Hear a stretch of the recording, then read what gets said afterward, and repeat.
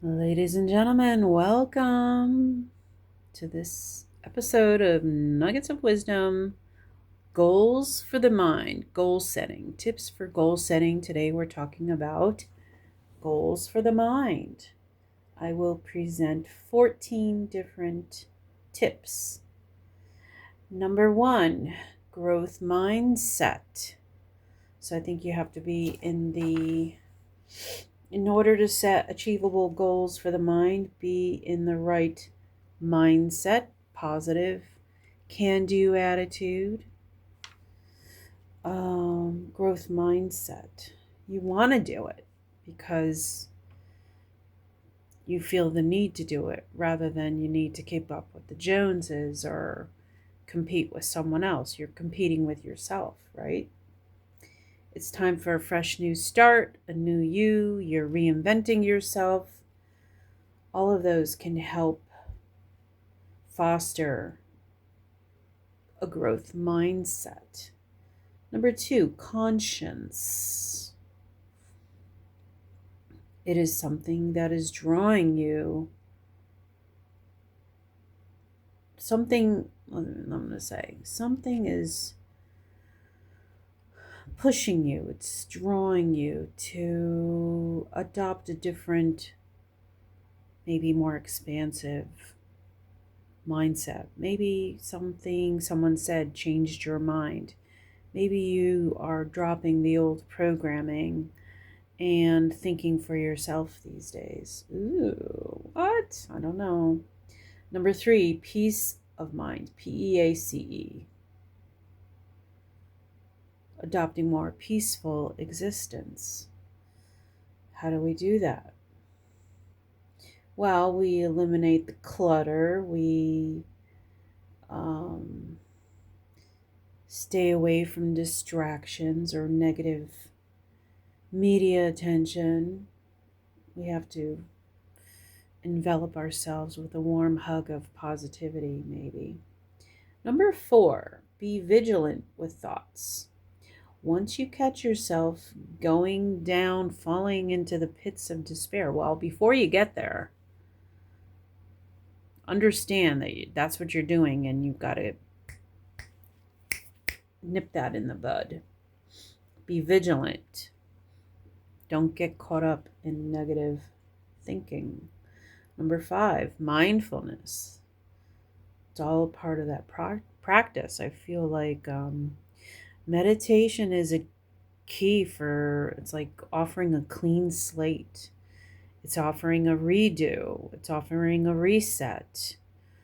And the word meditation or meditate shouldn't set you off. It shouldn't intimidate you. It's just a mindset. It's a reset. A mind reset, mindfulness. Number 6, attitude is everything. A positive attitude.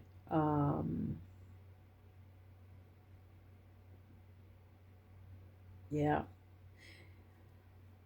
I don't know.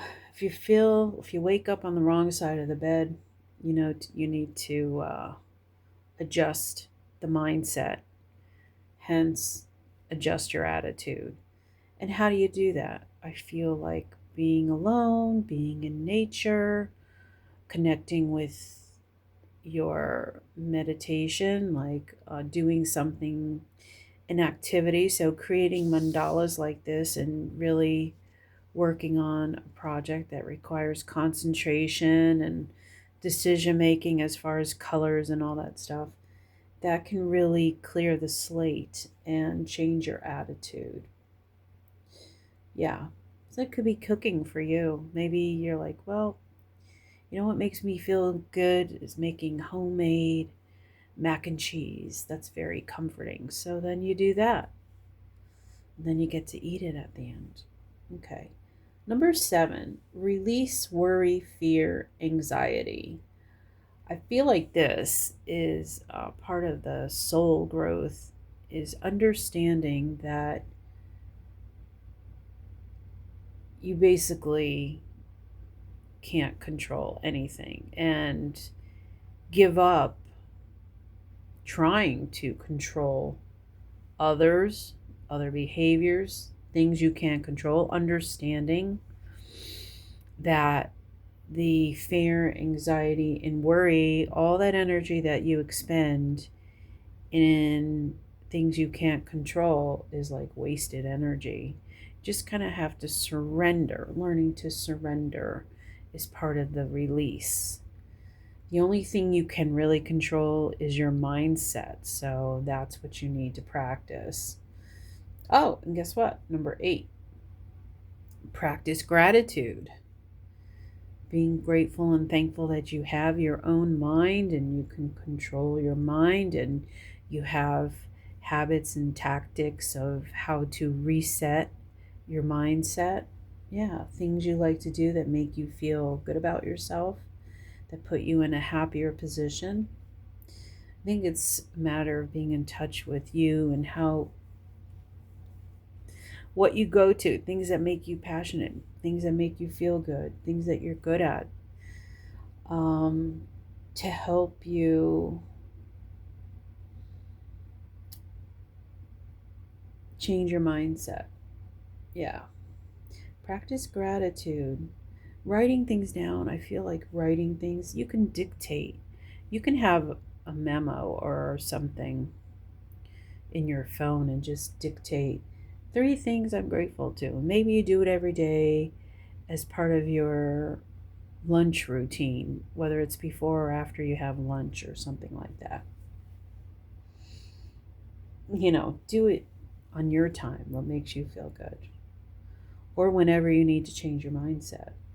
Number 9, forgive yourself and others. Stop beating yourself up. Oh, I said I was going to start a diet on Monday and I did so well yesterday, and now it's Tuesday and I had a piece of toast this morning. I had French toast with maple syrup, and oh, I suck. I can never stay on a diet, blah, blah, blah, blah, blah. Forget that shit. Enjoy your life and just say, next time I'll make a different choice, right? Now, it says forgive yourself and others. That's just an example. Forgiving others. This happened the other day. It pissed me off because it happened on my birthday, which annoyed the shit out of me. So I was texting my brother, which is fine because whatever. But then he calls and I don't even know what the fuck I said, but something I said triggered him and he got all kinds of upset or whatever, and he hung up or whatever. And I'm like, now, if this had happened a couple years ago, there would have been a different reaction, but I just kind of forgive him because some people can't handle my energy. That's the bottom line. Some people can't handle my energy. And that's their timeline, and I can't control it. Number 10, honor your feelings. Yeah. Don't neglect your feelings. Don't suppress your feelings. I talked about that in the previous goals for the body. Don't suppress your feelings because those things will harbor disease in your body. So honor your feelings. Be truthful. Say it out loud. Write it down if you can't say it out loud. Be truthful with yourself. Number 11, environment. Organize and streamline. Yeah, I mean, who wants to live in a cluttered environment filled with things that are old, need repair, don't even resonate? As an example, I was gifted my parents' china, fine china from Japan. Wasn't even a pattern that I would have chosen myself, but somehow I ended up with it. They got divorced when I was in my 20s. So they stayed together for a long time in a toxic marriage. And here I am in my house. I housed this china that was a part of their, back in the 60s. It was on the wedding, whatever, list and all that kind of shit. And it just, to me, it represented a toxic marriage, a toxic childhood, and I kept it in my um, cabinets because it was my parents' china, and it has some sort of value, and blah blah blah.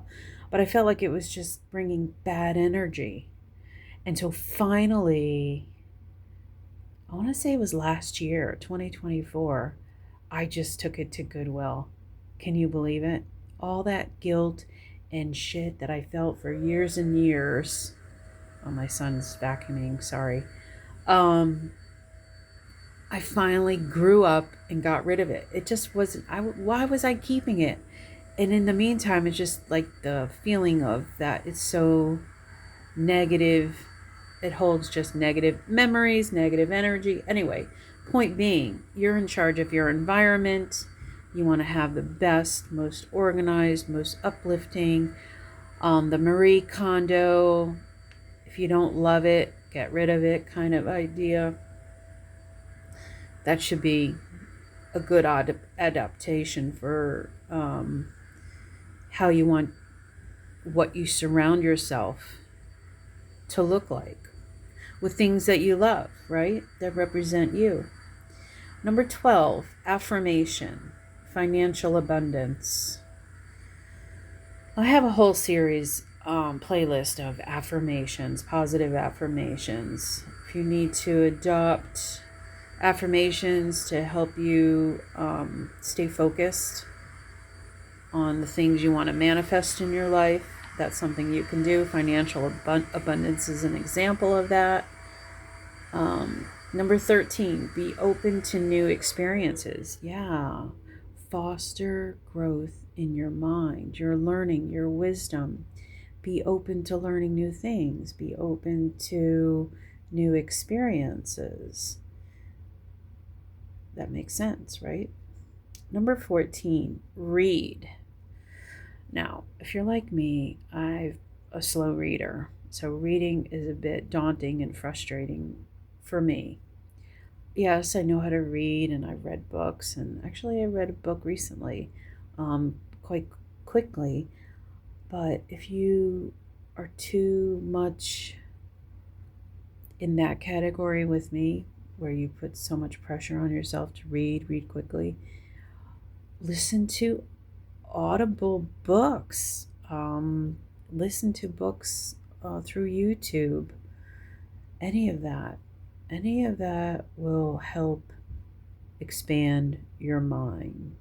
So, this wraps up this section of goal setting. This was goals for the mind. And I'll see you in the next part where we wrap up all things goal setting. Take care.